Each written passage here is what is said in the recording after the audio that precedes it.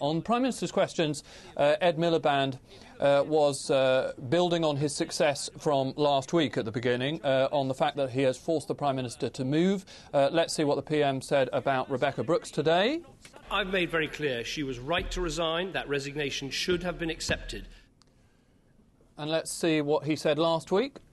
In terms of News International, everyone at News International has got to ask themselves some pretty searching questions. Ed Miliband knew that that was a change of tack, and he subtly underlined it once he got back to his feet today.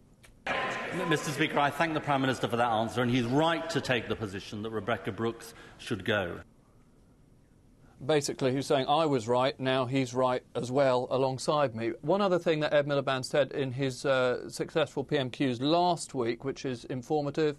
Mr. Speaker, I'm afraid that answer was out of touch with millions of people out and down this country.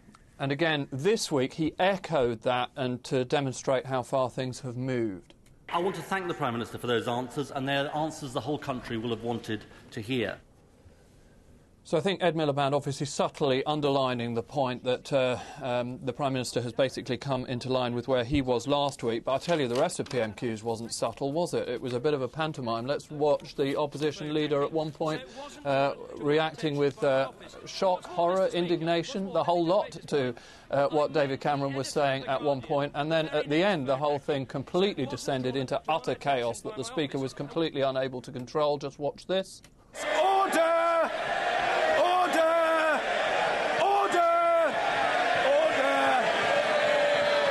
Sort of gave up at that point because it obviously wasn't working. They eventually quietened down. Now, why was this happening? It was because they were talking about Andy Coulson.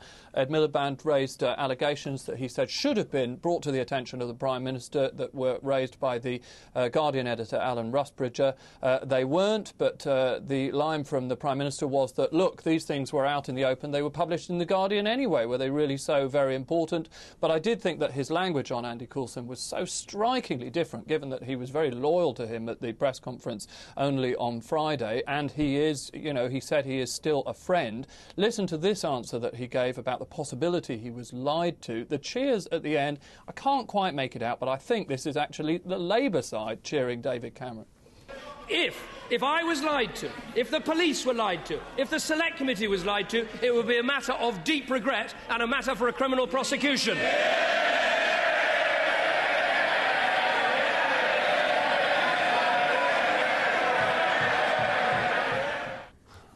So why would the opposition be cheering the Prime Minister? They'd be cheering because they know how profoundly uncomfortable this is for him, because the link with Andy Coulson brings it straight back to the door of the Prime Minister. And you could actually see, I thought, on the pained expressions of David Cameron and, of course, of George Osborne, on whose advice Andy Coulson was originally hired, just how hard it is for them.